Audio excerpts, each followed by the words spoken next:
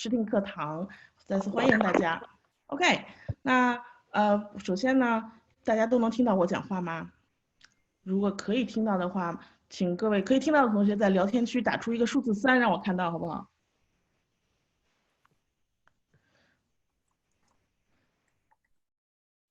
谢谢热情的同学们哈，无论你身在何处，因为现在呢全球这个疫情的问题，也请大家一定在不停的上各种网课的同时，要保护好自己。但同时呢，保护好自己的身体的同时，要保护好自己的心情，保护好自己的情绪，同时要关注一下，保护好自己家人的情绪，尤其在美国的同学们哈，你们的父母、你的爸爸妈妈在国内一定很担心你们，所以呢，你们要保护好自己，同时也去安抚一下你父母的情绪哈。所以呢，就聊到了我们的心理学。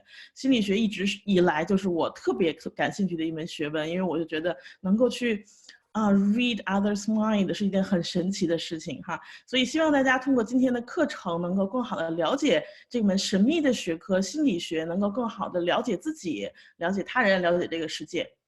OK， 那我在直播间里的各位同学有没有对心理学已经有过一点点了解，或者对他特别感兴趣的？能不能举手给我看一看？咱们的这个 Zoom 有一个举手的功能，大家知道怎么用吗？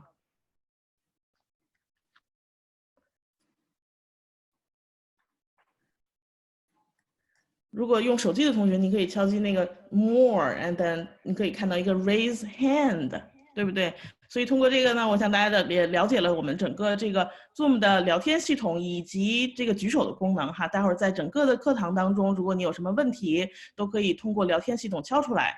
然后或者你有迫不及待想跟教授分享的内容呢，也可以举手，这样教授可以看到啊，可以有请你来发言。OK， 好，那在我看到有同学已经迫不及待的在屏幕上开始作画了哈。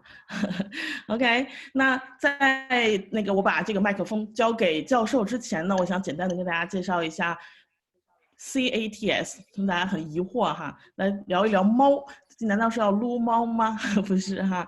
那 CATS 是想跟大家说说我们这个 iStar 学分科研课程。那因为我们对心理学特别感兴趣，所以今天我们才有幸相遇在这个直播间哈。但是其实在大家学习心理学这么有趣的知识的同时呢，我们 iStar 这个 online 的课程还能带给你更多。首先我们先来看这个 C 代表什么，那就是我们无论你是在读美高，还是说将来就是在或者大学哈，这个大家最重要的这个命根就是学分，对不对 ？OK， 那我们呢这个课程呢是一个大学的学分课程，它能够帮助你先人一步获取到这个大学学分。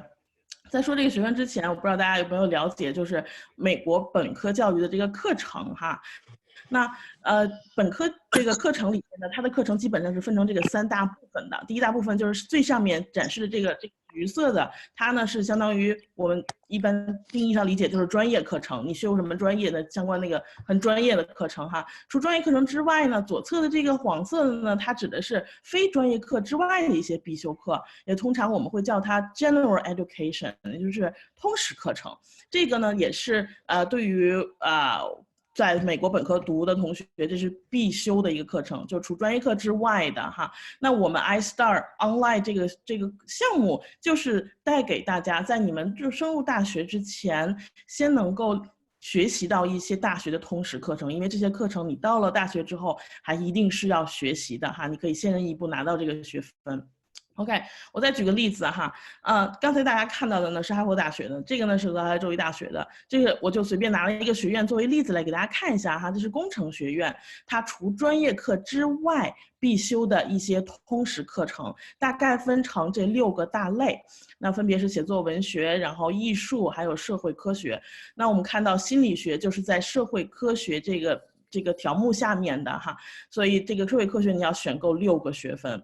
那刚才跟大家打招呼的时候，为什么让大家敲那个数字3？就是因为这个心理学，如果你跟着我们这位纽约大学很牛的教授哈 ，Professor Keer 学完整个课程的话呢，你就能够拿到心理学的这个3个学分，而到大学之后你就免除了在大学在修这门课程的时间哈。OK， 除了这个大学学分之外呢，因为我们这个 iStar 这个 class 呢是就是它是大学通识课程，大学直接授予的这个学分，所以呢，它这个学分的转换率，无论将来你要去到哪个大学哈，这个学分的转换都是非常容易的，而且这个课程呢，它的最终的你获得的学分，它的转换率比大家非常熟悉的这个 AP 或者 IB 的项目的转换率都是要高的。我们可以简单的看一下这个图表哈，就是一些学分、一些课程。这个学分的转化率，咱们 iStar Online 这个项目的课程学分的转化率和 AP 转化率的对比，所以让大家可以很轻松的把这个学分就转化到你将来要去入读大学里面去哈。OK， 那接下来说 A 是什么？那就是 application。我们在读美高的同学，我们的终极目标就是能想去到自己心仪的那个 dream school 那个梦想大学，对吧？那我们这个项目能够非常有力的来助力大家大学申请。那首先，我不知道大家了不了解这个 Common Application 哈，就是大学申请的这个申请系统，在这里面有很重要的一页，就是很有含金量的一个申请的一个条件，就是他会问你有没有学过大学级别的课程，然后如果你如果你学习了咱们这个 iStar 的项目的话呢，你就可以拍着胸脯光荣自豪的在这儿填过你学过，然后学过几门，而且在底下它你这个课程，大家可以看到最下面我画红线的这个哈，这个课程是直接由大学授予学分的。OK， 你可以拿到正式的大学的成绩单，以及这个学分的转换到你将来的大学哈。所以从这个角度，在你大学申请上，这是非常有含金量的。除此之外呢，因为我们这个是学分科研课程，除了拿学分之外，我们还会跟着这个教授一起来做科研，就你感兴趣的课题进行那个科研论文的写作哈。那表现很棒的同学还能获得导师的推荐信。OK，T 这就不用多说啦，超强导师阵容，对吧？我们这里所有的老师都是来自非常知名大学的一线非常牛的教授，带着你做科研，给你写推荐信。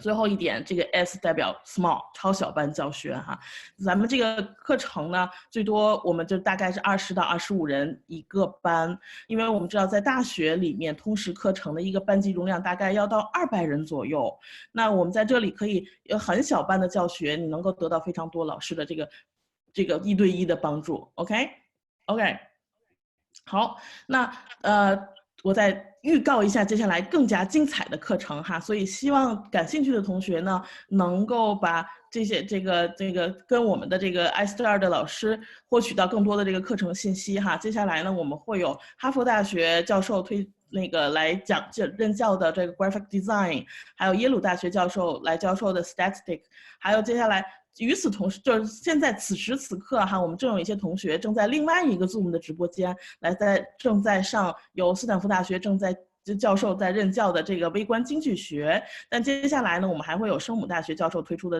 那个经济学的课程哈，感兴趣的同学也要赶紧加紧报名哈。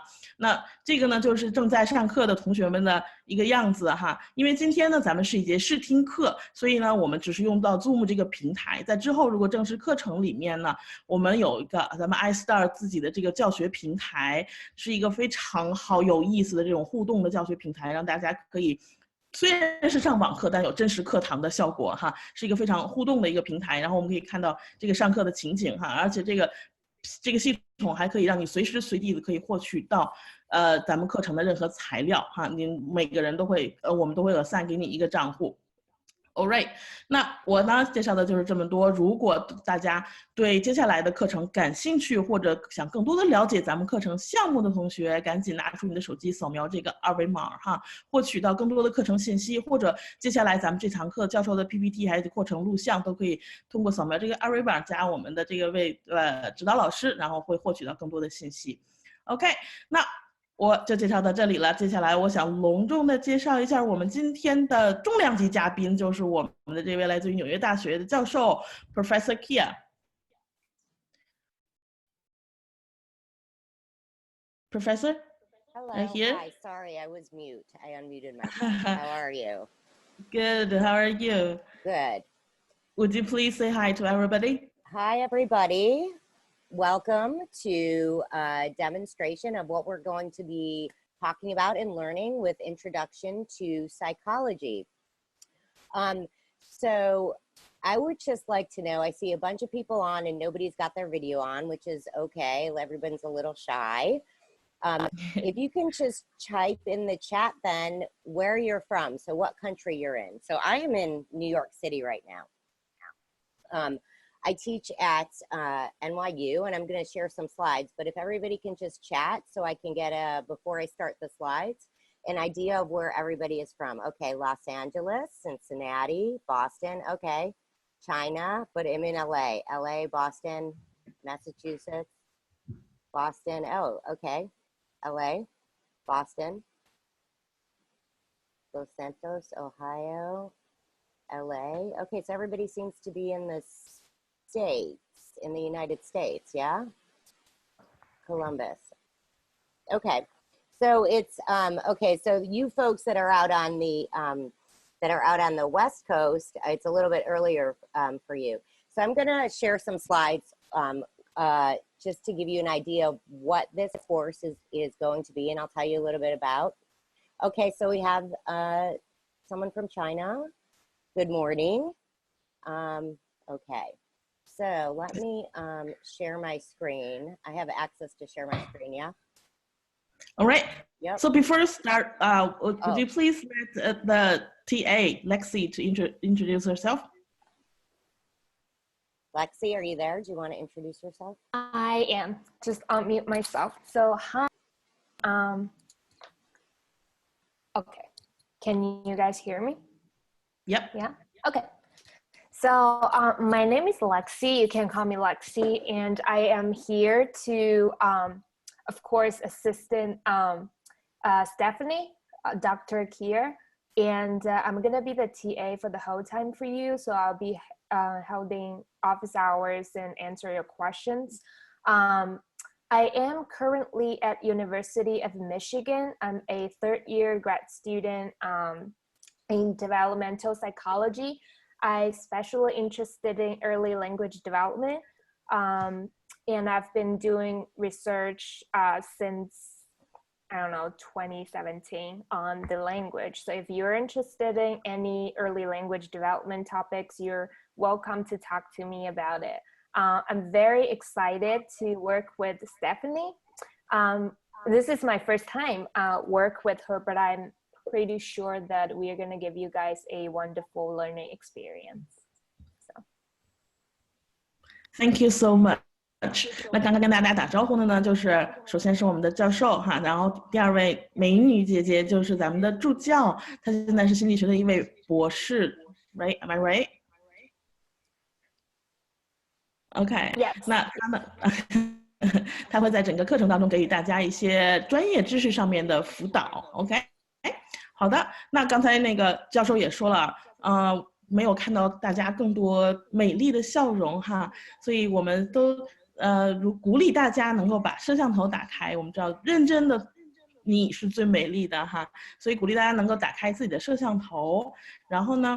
关于 mic， 我们给到大家这个可以随时打开 mic 的这个权限，所以呢，如果在待会儿互动的环节，你可以打开自己的麦克风，然后跟教授来互动。但是在整个课程当中，比如教授在讲的时候，你保持麦克风的静音，来保证咱们课堂的安静。OK， 然后关于名字，然后为了让我们的教授和助教能够更好的认识你、记住你，给你带一朵小红花，希望大家能够把自己的名字。我们希望你能够，如果你来自于美高，能够把你的名字改成你的学校的缩写，就是字母缩写就 OK。然后接下来是你的英文名字，然后后面呢再加上你的中文名字，这样我们中国这边的老师能够就是获取到知道你是谁 ，OK？ 好，就是学校名字的缩写加英文名字加中文名字改一下哈 ，All right。好的，然后在整个课程当中也希望大家能够积极参与互动。好吗？那我们接下来就把时间交给我们的教授。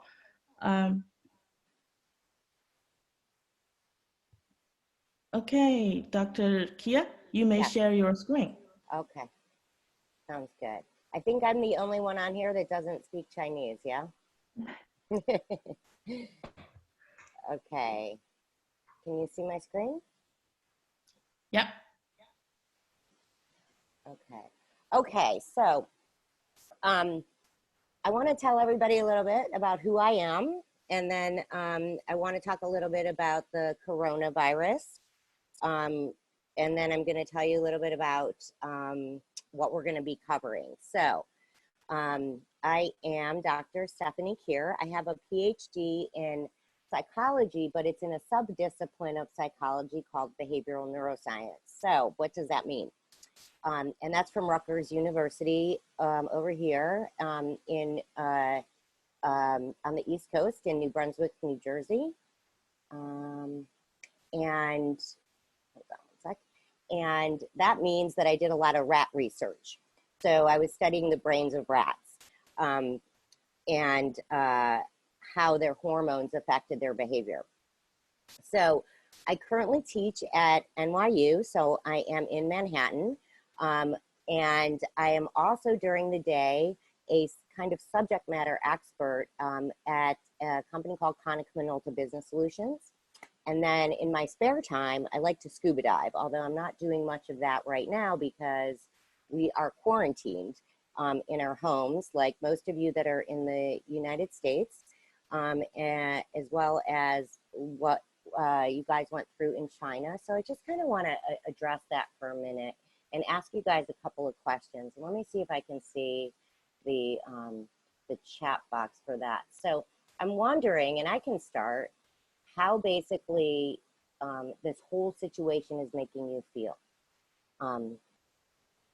And you can put that in the chat box. If you guys want to just write it in the chat box. I'm just wondering how, are you anxious? Are you scared? Is it not bothering you? Do you not think about it? There's no right or wrong answer. I'm just wondering what everybody thinks about the whole situation that's going on. I think, can you hear me, Professor Kerr? Yes. I feel like anxious. Anxious, Yeah. Yep. Hi, and who is this? Joy? Hi, Joy. Yep. I'm a little anxious too. So we have over 55,000 cases in New York City. So it's totally normal to be anxious, right? It's so normal to be anxious. And there's uncertainty, right? So we don't know what is going on. Can be a little nerve wracking, right? Especially when the numbers of confirmed cases just rocketing like every day and you don't see the numbers going down. So it's like, you're not really sure if it's gonna get better, like. Yeah. Well, let me tell you something it is, because normally I teach statistics and you can't look at the whole numbers. You have to look at something called the growth rate. So we can actually talk about that in class if we want to. And so the growth rate actually has been somewhat stable. It's going up a little bit, but it will go back down for sure. It's not going to last forever, but I think the feeling that is totally normal for sure. Anybody else want to share how they feel? You can unmute yourself or you can write it in the chat. It's like make me feel really worried because all of my family, they're worried a lot about me. And even though my parents is with me in America, but they're still like really anxious about outside and they're afraid also. Yeah, my parents too. My parents are in Chicago actually, so I worry about them a little bit too. But you know, if you're doing everything you're supposed to do and staying safe and washing your hands and not touching your face and all of that, then we're all going to be just fine, right? We're all going to be fine. For sure. It's the people that don't listen that really end up having the problems, right? So if you go out into a large crowd, probably not a good idea, right? Yeah, probably not definitely. a good idea. Yeah. So if you're staying safe and you're doing everything that you can to stay safe, then you're going to be just fine. Yeah. So what behaviors do you guys see changing right now? What do you see in terms of behavior? So since we're going to be talking about behaviors in psychology, right? That's the study of behavior. What behaviors are you seeing change right now with people? And it could be anything. Like many people doesn't like others to be close to them. Right. So we're social distancing. Yes, absolutely. We see a lot of that. That's a good thing, right? So people are understand that that's necessary. Yep. Anybody else? So lots of things, right, changing. So you may see people more wearing masks or gloves, maybe not interacting as much outside because you can't. But what I've noticed is actually I'm talking to more people that I haven't talked to in a while. So it's actually really nice on the phone or, you know, on video, and, you know, videoing with some people maybe for the first time. So, so lots of interesting things going on with behavior. How has your behavior changed specifically? So what can you say about what's changed with your behavior? What are you doing different?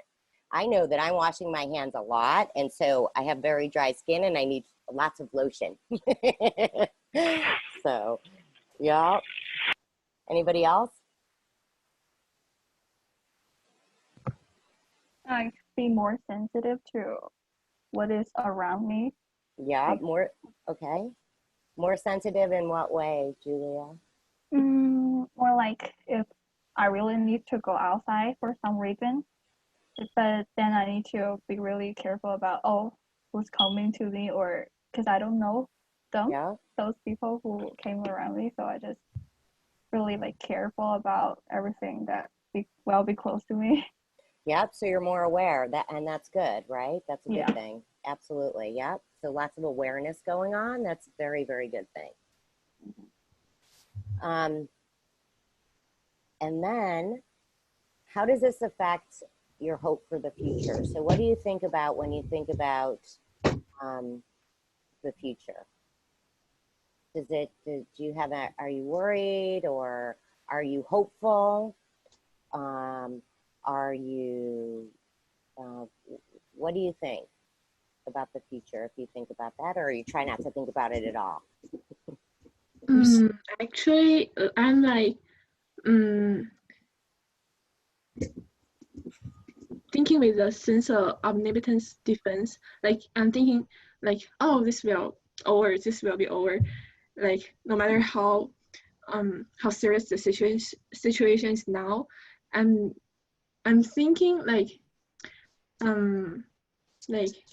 this will finally over, and actually I don't need to worry about that too much, and just need to be aware now. And so you sound like a yogi, like a meditator, which is the stay present, right? So just stay in the now, because that's all you have right now. There's a really great saying about worry, and the saying about worry is that if you worry about something, it gives you something to do. It's like a rocking chair. So, you know, a rocking chair, right? So worry gives you something to do. It's like a rocking chair, but it gets you absolutely nowhere. And it's very true. So I think that being hopeful, I think, is a good thing, because this will pass for sure. It will pass. I think that we're all doing the right things. And it's just, and you know, we can see in China, right? It's recovered, everybody's out. And there's lots of great things. I know I read a lot. There's scientists, they're collaborating. Some of the wonderful things that are happening, research scientists are collaborating all over the world and not worried about protecting their science, but sharing. So there's a lot more sharing going on. And that's a really nice thing to see. There's a lot more collaboration, and that's a wonderful thing to see. Here in the United States, and just even internationally, with people that are working on the vaccines, and we're going to have something very, very soon. So I'm definitely not worried. It's going to be just fine. So that's what I think. And that's what I know. So what's also wonderful is that we all get to connect this way, right? So we're not really isolated. We have all of this technology where we can keep in touch and see people, and even hold a class online, which is what we're doing. So, okay, so that being said, I want to tell you a little bit about what we're going to cover in the Intro to Psychology course. And so if I talk fast, you have to tell me to slow down, because I'm used to teaching college kids, and sometimes I talk fast, and I don't mean to. So I want to just give you a little bit of a preview of the types of topics we're going to talk about in the Introduction to Psychology. Okay, So first of all, what is psychology? Does anybody know what is the definition of psychology? The study of mind, brain, and behavior. Yeah, perfect. The study of the mind, brain, and behavior. That's perfect. Exactly. It's the scientific study of the mind and behavior, right? So we want to know about how people behave and interact. And there's several different disciplines and subfields of study within psychology. So like I said, mine is in behavioral neuroscience, which is physiological psychology, but there's many different subfields of it. And we're going to touch on all of those in the introduction to psychology in this course. So problem solving, how people solve problems, how they make decisions, judgment, language, which is just a few examples. So behavioral neuroscience, social psychology. So behavioral neuroscience is how the brain basically affects behavior and how your behavior affects your brain. So it's more physiological. Social psychology, how groups of people interact.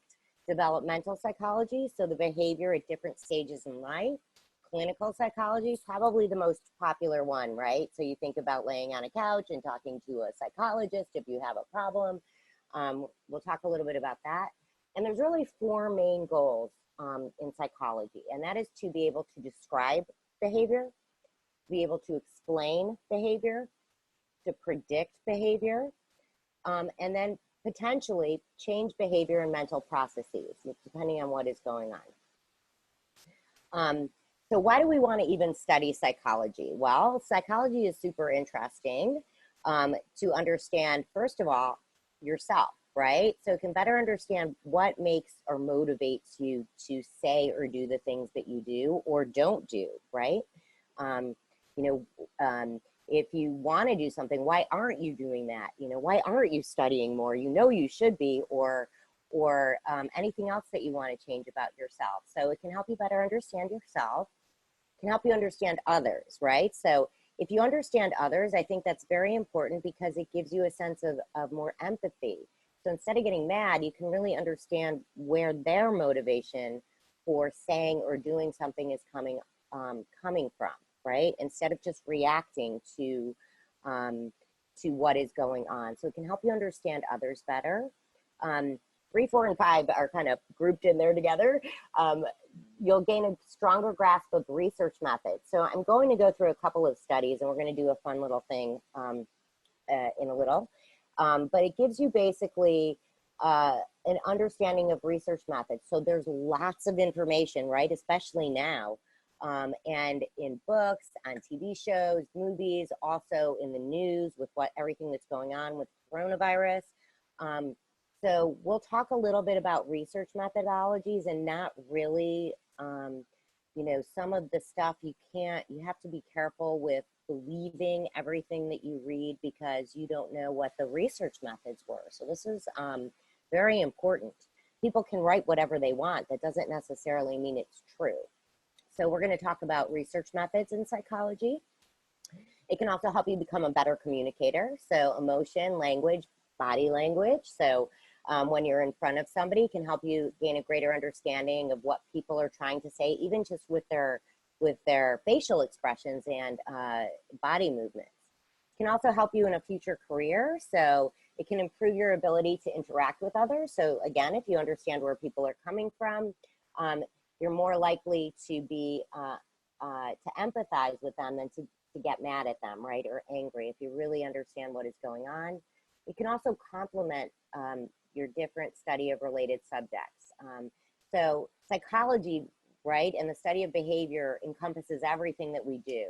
So it can always be useful to gain a richer understanding of whatever it is that maybe you're not primarily interested in psychology, but you're interested in some other field like biology or philosophy or whatever it may be, but it can help you with that as well, just by being able to understand things like problem solving, decision making, motivation, that type of thing. Can also, if you're interested in it, give you a greater insight into mental illness. So we are going to touch on some facets of what's called abnormal psychology, talk about that as well. And it can be fun and fascinating. So we're going to do actually something really fun in a couple minutes.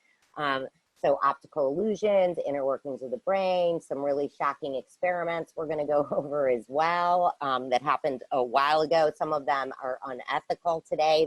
They no longer happen, but they did happen. Including those, there's a very famous experiment that we'll talk about with Stanley Milgram about how far people will go to actually obey somebody in authority. So that's a very interesting study. So I want to give you, I'm going to touch on a couple of the subdisciplines right now that we're basically going to cover. So we're going to have some content on social psychology. Okay, so we're going to talk about social psychology. So social psychology is how people's thoughts, feelings, behavior are influenced by other people, right? And how people interact. So this right here is, you can see on the screen, there's some lines. So you see a line on the left, and then you have 3 choices on the right.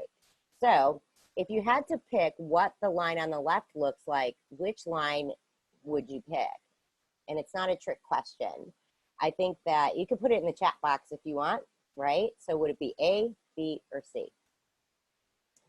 And so this is a little bit of a different dynamic because we are all on a video and not in the presence of others. Let's see. Oops. Do I have, what happened to my chat box is, I cannot see my chat box. Maybe it's because, can you guys still see my full screen or no? Did it go to the other view? We still see our full screen. Oh, you still see the full screen. Okay, I'm Yes. trying to find out what happened to the chat here. Does anybody? If you move your mouse down to the bottom, then you will see the chat, and then you click it, and then it will show on the right side. Oh, maybe it's under participants. There it is. Hold on a minute. Okay. Okay, so, there we go. Okay, you still see my full screen. Okay, perfect. So let me just see. Okay, so depending on, so this was a study that was done in Swarthmore College by Solomon Ash. And basically the correct answer for this is, let me just explain first what he did. So there were a group of participants and they were all in the same room together, so not online for video. And what they did is they were then asked to compare which line looked the most like the other line. So the tricky part of this study was that in each group, there was only one real participant, and that the other people that were in the group were all actors. So in psychological terms, we call those confederates. So they're acting, meaning they're part of the experiment. So it's kind of like a trick, right? So they're instructed, the actors were instructed to give the wrong number. So the wrong one for this is absolutely A. And so what they found was that, so there's only one real experimental person, and they were asked, and everybody said the wrong answer because they were all in on it. And what they found was that basically the one true participant almost always agreed with the majority of people. And it's a famous example. So this is the Ash conformity study. And it's a famous example that people actually care more about belonging than they do about being right. And so this was done in 1951. And basically, it's a very good example of social psychology. So in the realm of social psychology, we're going to be talking about that for sure, in terms of what social psychology is and some other really interesting experiments. So the answer to that is C, but it's a little bit of a different dynamic. Okay, so everyone can see my full screen, yeah? Or is it not full screen? We're seeing your full screen. Okay, I don't know. Okay. The slideshow though, or like this? I don't know. If that's good. That's good. Yeah, this is better. Okay, so it wasn't in slideshow. Okay, so developmental psychology. We are going to have a couple of lectures on developmental psychology. So, and I think Lexi, this is your area of expertise, right? Yeah, this is mine, especially the early cognitive development and language development. Awesome. Okay, so this is one example just of developmental psychology. So I'm just giving you some of the more famous experiments, but there's tons of them. This is called the Bobo Doll experiment, and this was conducted by Albert Bandura. So this was at Stanford University, and you can see there's this little boy here, and he's kicking this Bobo doll. Okay, so basically all it is a blow-up doll that you that goes back and forth, and you can kick and hit it and punch it. And so what happened was, so this was another experiment to look at, it was really dealing with, there was a whole debate, and it still goes on, about nature nurture, right? So is behavior nature or is behavior nurture? So what does that mean?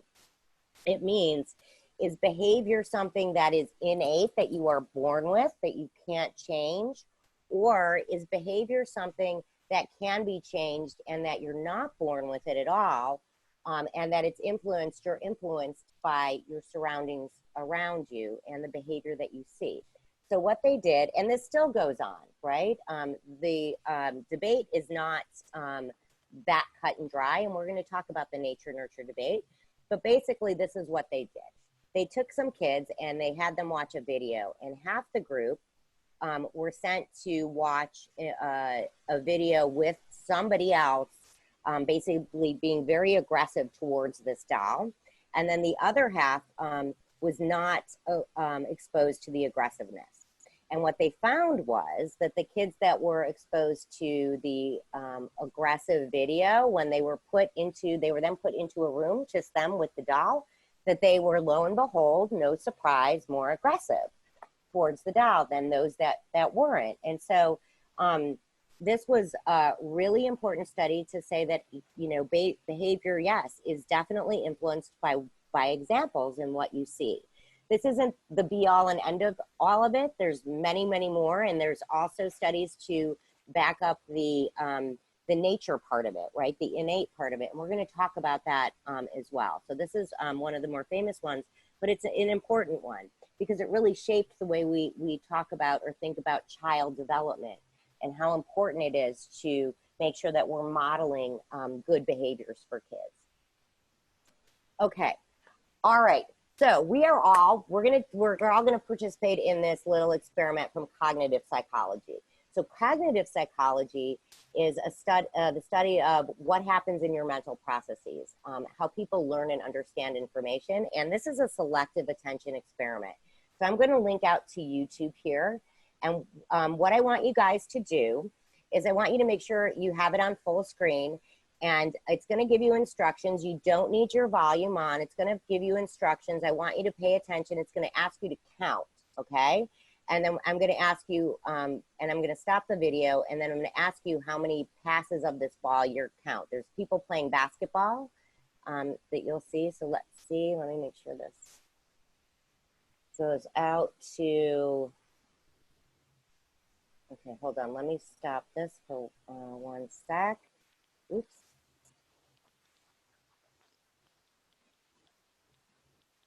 Okay, so let me make this full screen.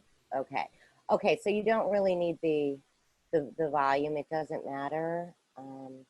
Let me get rid of this ad over here. Okay, so are we ready? Hold on. I've got a bunch of stuff popping up. Okay, so this is a selective attention test.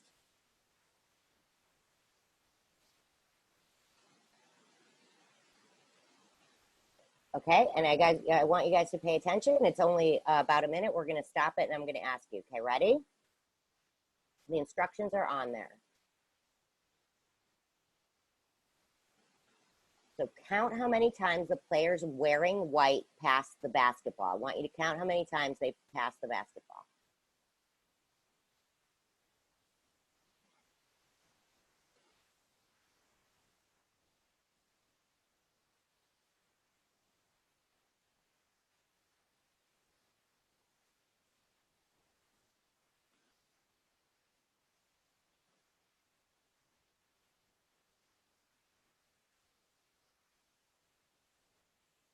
Okay, so let's put in the chat, you guys, how many passes did you guys count?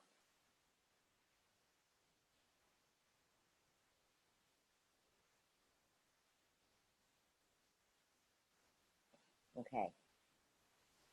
8, we've got, okay, a whole range. Wait for everybody to kind of get in there. So how many did you count? How many passes did the white team pass?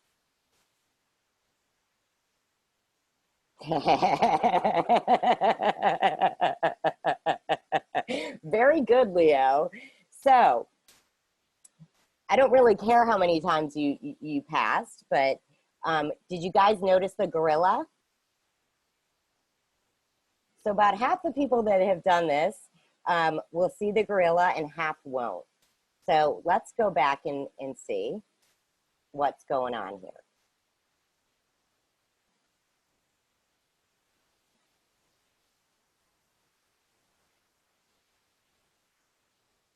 So the correct answer is 15.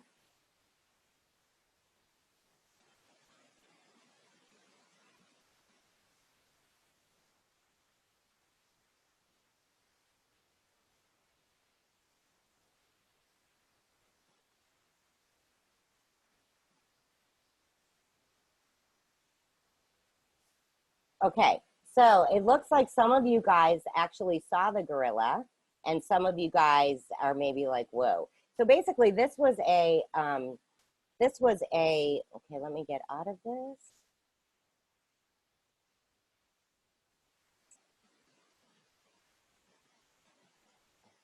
Go back to my slides.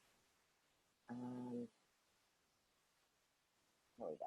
Okay, so this is a selective attention experiment. So basically what they did then was they wanted to show that people really are not very good at multitasking, right? So I think some of you got that there was a gorilla in the middle, but there was a follow-up study, okay? So now we're all aware that there was a gorilla, right? So let's do the follow-up one, okay? So we're gonna do the same thing again, and I want you to, we're gonna do the same task, so hold on one sec.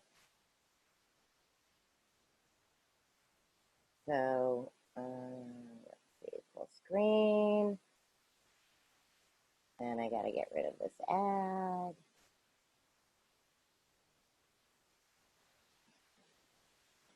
Okay, guys, so this is a, okay, so the correct answer is 16. Did everybody see the gorilla this time? Yeah. Yep, okay, good.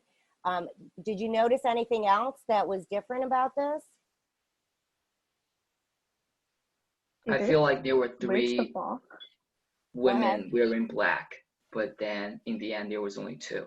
Very good, yes. So basically one of the players left, that's absolutely right. Anything else that you noticed, anybody? And you can feel free to unmute yourself and say it. I'd much rather talk than have you guys chat. I'm not sure, but did they switch the ball? Did they switch the ball? Yeah. The type of ball? No, but something else really obvious happened, sort of. We can go back and look at it again, or we're gonna take a break and then you guys can look.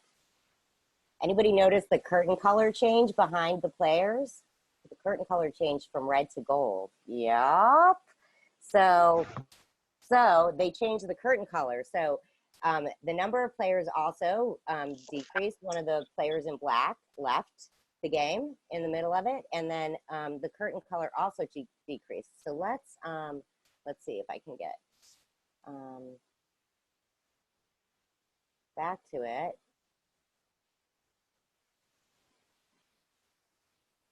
And we all spotted the gorilla, right? Because we were aware, we knew the gorilla was coming. So there were some other changes. So the curtain changing and the player on the black team leaving the game, right? So I think they do a replay of that. You can see that. Let's see. Let's rewind and watch it again. So there's the curtains. There they are. They turn from gold to red. And then also you can see now that one of the players also in black has left. There's now only 2, okay? So when you're looking for a gorilla, you often miss other unexpected events, and that's very true. Alrighty, so on that note, I think that we were gonna take a break, right? Is that right, Saito? Yeah, right. 那 Okay. 接下来我们将中间中场10分钟哈，不是给大家休息的时间，我们请我们的美女姐姐、助教姐姐，然后给我们来说一下刚才的课程主要的内容。然后我特别想表扬刚才积极参与互动的同学哈，尤其一个发言的同学特别棒，我看到有 Julia、Ardia， 还有一个特别好听的男生，但我当时没有抓住你是谁。然后还有高雅同学，你们都特别棒，还有所有在聊天框里积极回答问题的你们哈，你们真的很棒。好，那 Lexi。Do you want me to speak in Chinese or English? I mean, I could try in Chinese, but I would bilingual. Yeah, I am a. 所以大家好，我其实是 bilingual， 就是我可以说中文，也可以说英文。然后我现在的话，想用中文给大家解释一下，刚刚大概Stephanie 讲了一些什么问题，就如果你们身边有家长陪你们一起看的话，他们也大概能够清楚的知道今天这个 demo 课讲的是什么。总的来说这个 demo 课的话是给大家普及一下心理学里面各种各样的分支，比如说我们刚刚前半部分的内容已经学了有社会心理学、认知心理学、发展心理学，然后这些都是特别mainstream， 就是非常主流的一些心理学的分支，有很多很多的实验研究都在这些领域得到了近年来得到了非常大的发展。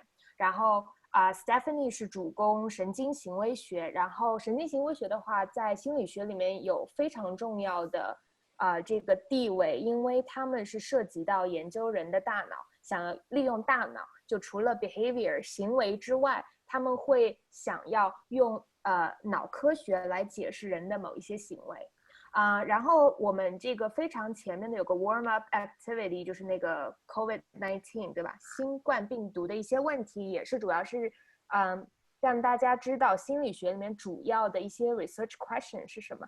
比如说我们是特别会专注在行为以及它背后的原因 motivation 或者 the reason behind some behaviors right 然后我们心理学的话，很多人以为是someone who can read your mind 读心术，但其实不是这样的。心理学是一门非常具有科学指导意义的一门科学我们会收集实验如果大家看到如果大家有 slide 的话，这个 slide 3 what is psychology 最下面Stephanie 有提到4个主要的goals of psychology right 第一个部分就是 describe 我们想要描述行为，然后描述了行为之后，我们要用数据去解释当大家有了一个 hypothesis 或者 theory 的时候，我们需要去做实验，收集数据，然后看看数据收集来之后你在对数据的一些 analysis 就分析得到的结果是不是跟你的hypothesis 吻合，然后如果吻合的话，那我们就有了一个比较solid 或者比较能够solid 是什么？大家帮一下我。就是一个比较坚定可靠的比较可靠的理论，然后当有了比较可靠的理论之后，我们就能用这个理论来 predict behaviors 对吗？你就可以知道在某一种情况下，根据这个理论我能够预测哪一些人会有什么样子的行为，然后最终可以帮助一些比如说临床心理学就在做一些当我们有一些 mental health problems 或者有一些心理疾病的时候，我们可以就是成功的用一些理论或者临床的一些知识来帮助病人然后的话大家是稍微了解了一下社会心理学、认知心理学和发展心理学。社会心理学的话主要是利用一些就通过一些心理学的实验来解释一下这社会上的一些行为，然后 Stephanie 提到了这个实验的话，其实它是主要讲的是当你人在是一种跟随效应，我不知道它中文的那个 term 是什么，但是我觉得主要的解释就是当所有的人都在是什么？有个男生 conformity 吗？对，就是我不知道中文是什么，因为我没有用中文学过心理学。但是主要的这个information 就是当你在就是听到很多人讲错误答案的时候，即使你有一个正确答案，你也会特别害怕说出来，你可能就会跟着前面说错的人说出这个错误的答案。这就是这个实验大概给大家讲的。然后发展心理学的话是我的主攻领域，发展心理学主要的话是想要研究人，就是其实发展心理学是一门方法心理学，就是你所有在别的心理学领域能够研究的内容，你都可以放到发展心理学来研究，但是你这个角度是一个发展的角度，就是 lifespan， 就从一个胚胎到人在死亡之前 aging 这条路上有哪一些的发展，这些行为的发展到底是纯粹是受基因的影响，还是受到就是环境的影响，或者是一个 interaction between them。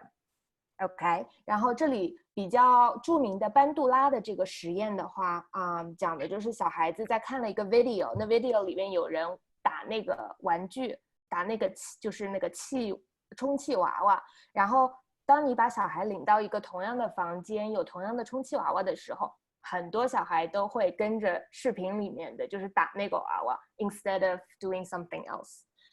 所以班杜拉就认为人的行为完全是从观察然后模仿最后形成的，这是他的一个发展心理学的一个理念。然后就这样吧，是吗？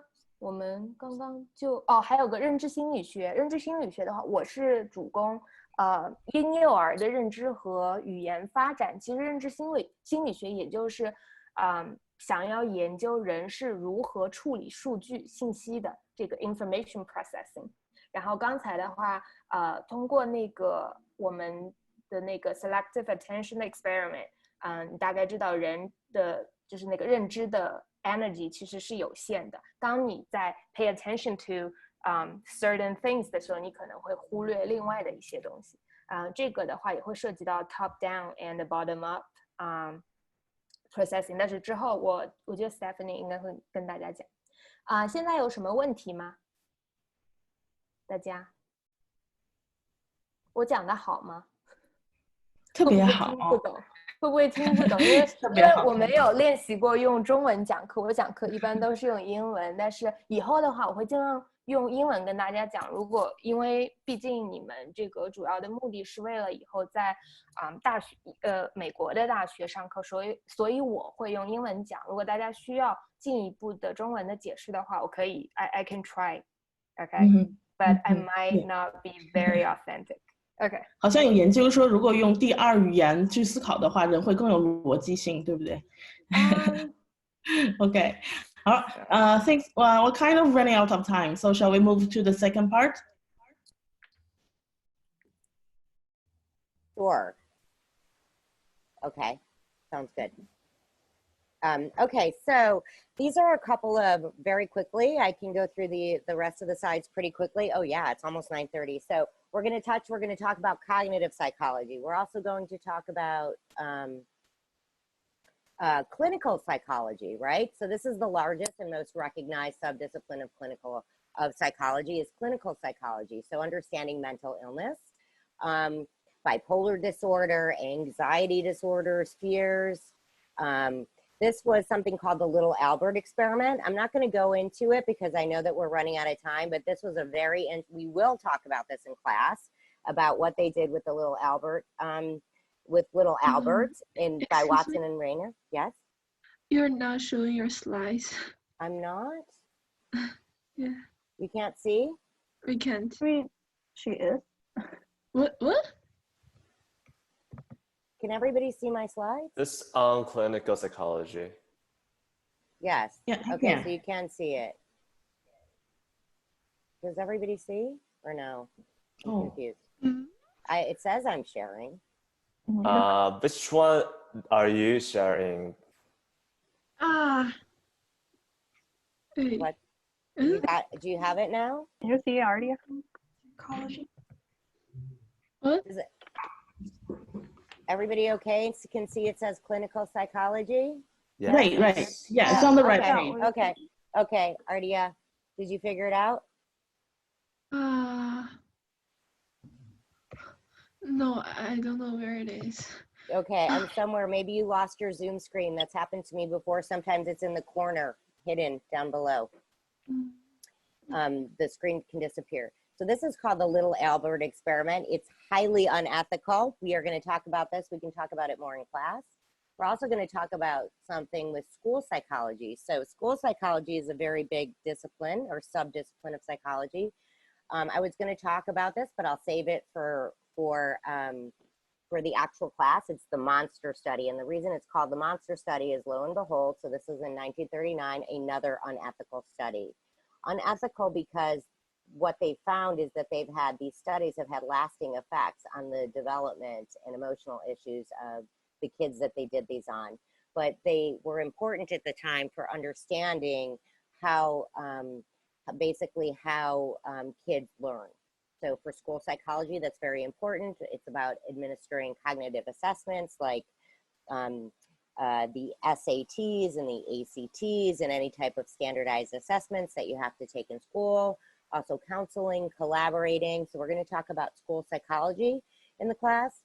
Behavioral neuroscience, this is my field. So it's also called a myriad of things. Physiological psychology, study of the nervous system. So we're going to talk about the brain, the spinal cord, and some nerve tissue, and how your brain affects your behavior and how your behavior can actually change your brain. Several studies done on that. This was something called the Schachter-Singer experiment, but since we are running out of time, I'm going to wait to discuss that. We'll talk about that in class as well, but basically how this can,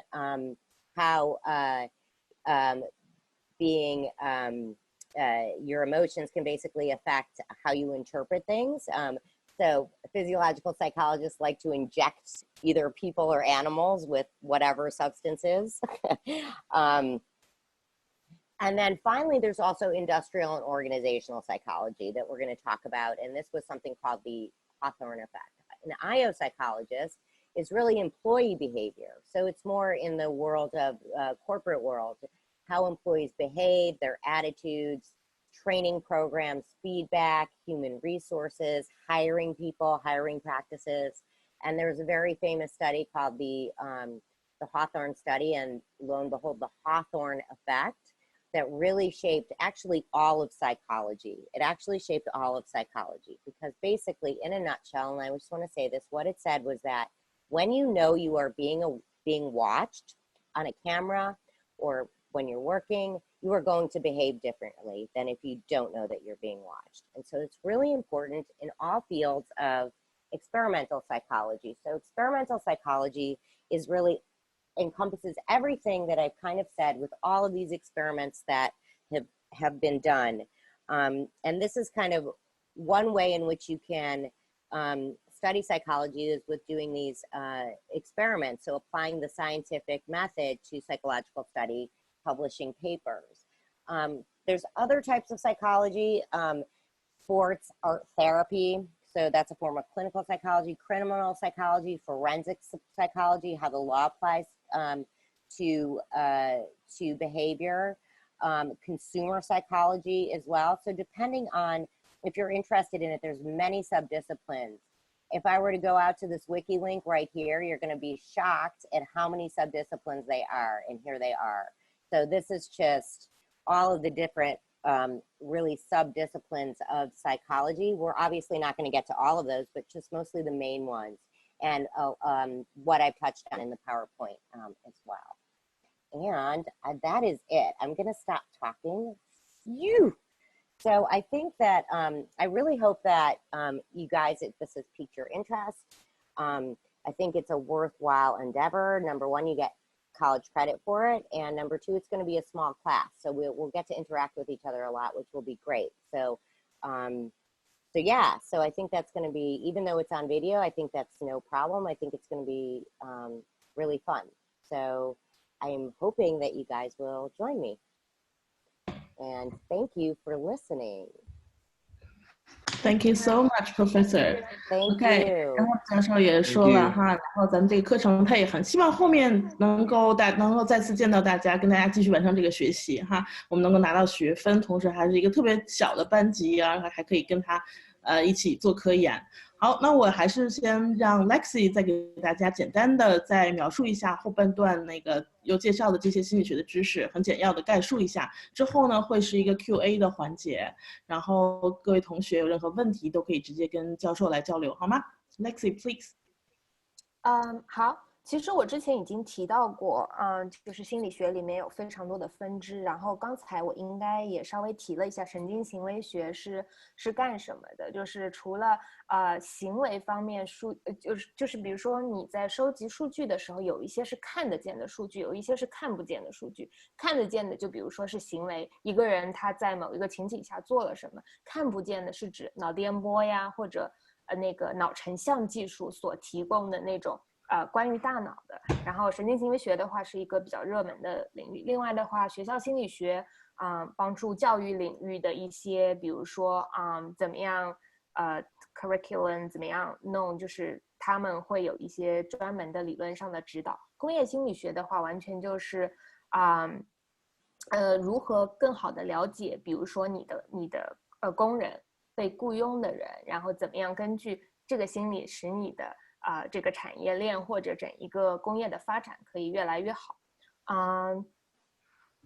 综上所述，其实心理学可以简单的分为2个方向，一个是实验心理学，一个是临床心理学。实验心理学的话，我们是非常非常注重这个科学的就是方式，来收集数据、分析数据以及发表文章。就比较前沿的一些行为的解释你们就会在那些journal 上面看到。临床心理学的话，主要是 focus 在就是治病人。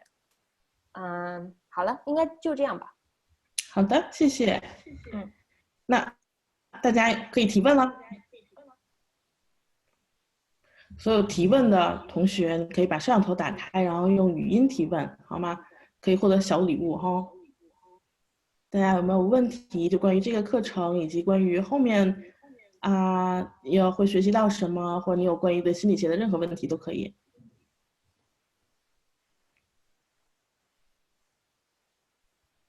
屏幕脱掉。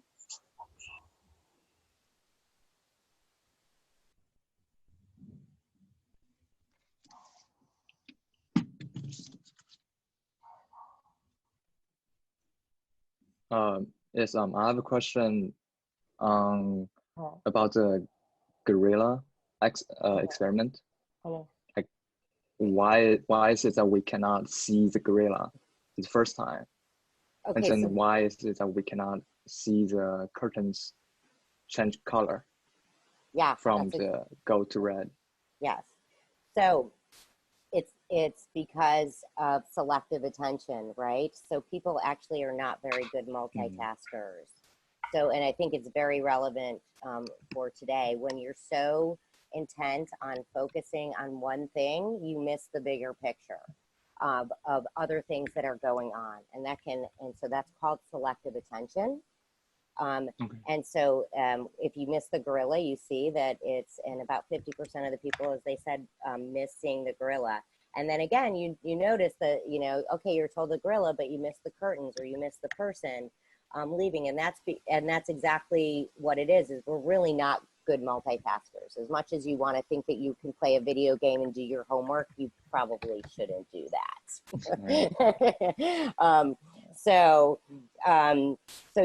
I think that it's, so it's interesting. And the thing with psychology is it uses the scientific method, right? For all of these types of experiments, we're using the scientific method to set up an experiment to prove that this is actually a phenomenon objectively, okay? So as opposed to saying that you have a subjective opinion that you think that people are not good multitaskers, or you think that, you have to actually show that or demonstrate it with an experiment.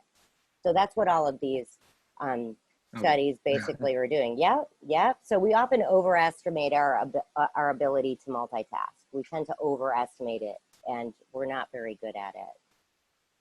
But yeah, good question. Yeah. And Professor Thank you for Keer. that.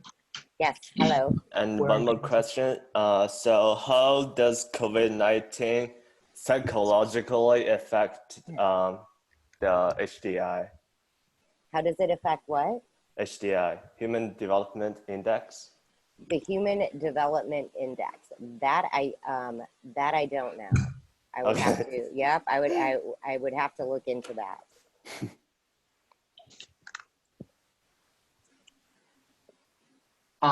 For the Bandora's experiment, you like put it into the developmental psychology, but like I think it's also cognitive since it's like about learning and modeling. Sure. Yep, absolutely could be. I mean, for sure, because it is. It's about what you see, so you could absolutely put that into the developmental category as well. I mean, some of these are not all cut and dry, right? They tend to overlap. You know, you could also say that about the ASH experiment, right? So the conformity experiment is also cognitive as well. Mm-hmm. Yep. Which one was your favorite, you guys? Like, which one was the favorite? Favorite of The Chinese videos. Linus. Which one? Larry, so I heard you and I see you. Which one did you say? I mean, like favorite of what like videos or what? Yeah, of everything that I talked about. Which, yeah. So technically is the baby one, how the environments and genetically. How the environment. And Hanyu, what was yours? You were going to say something, I think. The gorilla one.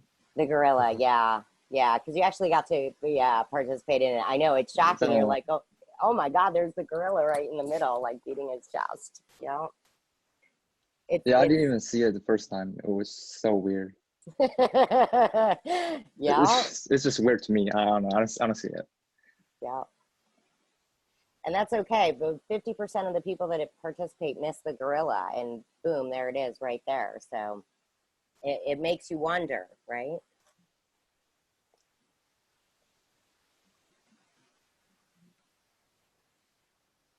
Yeah. Any other it does. questions? Yeah. Hi, I have a question. Like, when you're learning in neurological field, are you going to focus more on the behavior or the mental illness? It depends on, so we're going to talk about mental illness. That's going to be dedicated for a couple of lectures. But I'm not sure exactly what you mean when you say you mean the behavior, you mean, or the physiology? Is that what you mean? Like, which aspect are you going to put more effort on? In terms of what? In terms of, like, illness or behavior?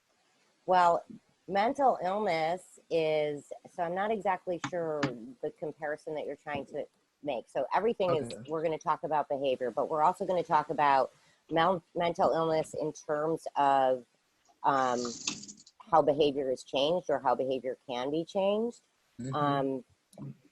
We are going to talk about physiological psychology and how, and there's a whole separate section. So most of the disciplines that are not physiological psychology, right, are talking about over the behavior that you can see or observe. Physiological psychology is dealing with the brain.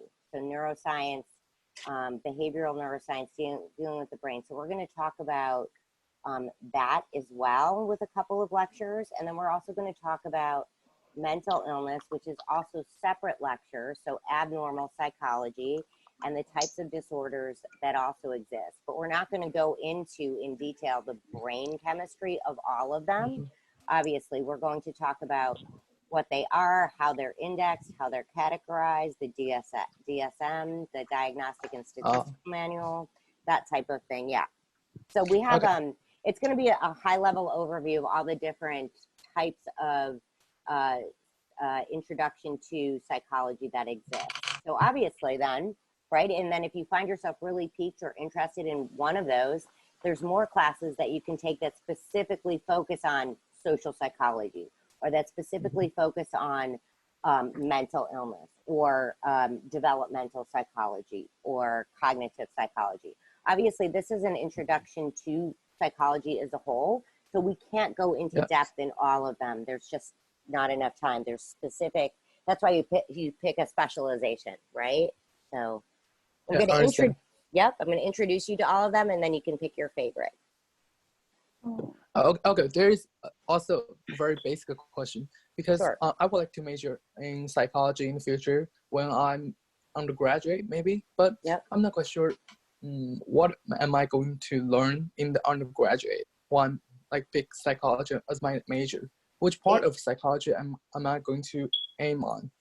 Okay, so as an undergraduate, which is very different from graduate school, as an undergraduate, depending on what school you go to, there's several core courses that you have to take in order to major. So beginning with this course, Introduction to Psychology. So if you take this with me, you'll get college credit for it. So you're going to take an Introduction to Psychology. Depending on the school that you're at, there's some core courses. So might be a physiological psychology course, an abnormal psychology course, probably most likely social psychology. So there's going to be some core courses, and then within that, you'll pick some elective ones. So it's going to consist of some of these subdisciplines that I just talked about, right? And definitely statistics. You will have to take statistics. So I know because I teach statistics to psychology students in the graduate program at NYU. So that's also, everybody loves to hate statistics, but it's very useful.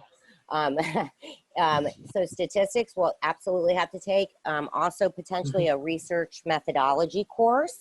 And you can also participate, I know, as undergraduates in a laboratory to get some research experience as well. That's usually not required, but it's definitely something that you would want to think about doing to get experience if you were going to go on to something like graduate school.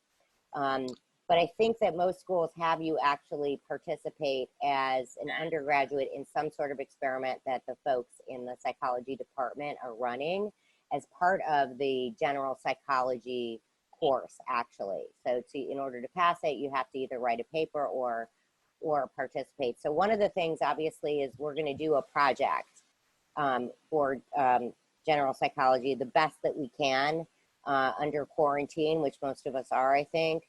We're going to do something akin to that, but if you were in person at a school, you could potentially take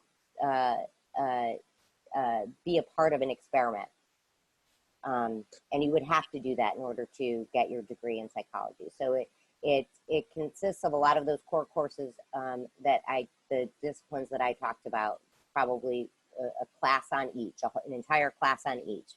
So the intro to psychology is just really a very high level of all of those. Yep. Okay, thank you. You're welcome. Okay, any other questions? Number one. Please go ahead. I have a question that because based on you study psychology, so it's more impact on yourself that you looks more at your behaviors, or just you take care more the relationship with others or others' behaviors. So Julia, what's the question exactly? So what are we going to concentrate on? Other people's behavior or our own? Is that what you asked? Yeah, for studying psychology, does it impact you a lot or change you a lot, the way you behave? That's a good question. Yeah, it can. I think that what it does do is it makes you more aware, for sure, right? Mm-hmm. So, and awareness is a very good thing. So it makes you more aware not only of your own behavior, but of other people's behavior as well. Absolutely. Yeah. Yeah. Thank you. One more question. Sure. Yep. So to study on A behavior and A action, are we focusing on the cause or the process or the result? All of it. Okay. So depending. So I'm going to talk about studies. We're going to talk about what causes them. We're going to talk about the process, and we are also going to talk about the results. Yep. Okay. That's a very good question, though. Yep. Thank you. Right. Anyone else? Hi. I took AP Stats right now, and I'm taking Intro to Psych in high school, and Okay. I'm really interested in PTSD, like post-traumatic, like those kind of things. Yeah. Like I know people who like is private military contractor, and he's having like net terror and panic attack and PTSD at the same time. So many drugs that like will help one symptom, it cause other like worse. Yeah. And he had he was in an accident and medically discharged by the army. So he has this brain damage, and I'm trying to help him to like use therapy, like to try to make him to go to therapy to like help him like with all the disorders. Yeah. So I want to learn about that. So you want to learn about all that. Yeah. So we're going to talk about mental illness. I'm sorry about your friend. And I think that's very noble of you that you want to help him. I think a lot of people get into psychology for exactly the reason that you are talking about, is because we want to help other people, right? Or so yeah, I think that that's a common thing for sure, and I hope your friend gets help. Yeah, that can be very serious. Thank you. Okay. Thank you so much, Professor. Thank And you. Thank you, everybody. 尤其感谢咱们积极提问的同学哈，我把你们的名字都敲在聊天框里了，你们真的很棒。然后一会儿去领小礼物哈。那接下来呢，我们这个整个这个课程的项目呢，如果你能继续跟我们教授一起的话呢，这个整个课程呢，大概是在10周的时长，就是每个周的周末我们都会相约在这里，然后我们会一起学习探究心理学这些有意思的实验，然后帮你拿到这个大学学分，同时还可以带你做科研，所以希望大家不要错过这个机会哈。所以我再把这个二维码展示一下，然后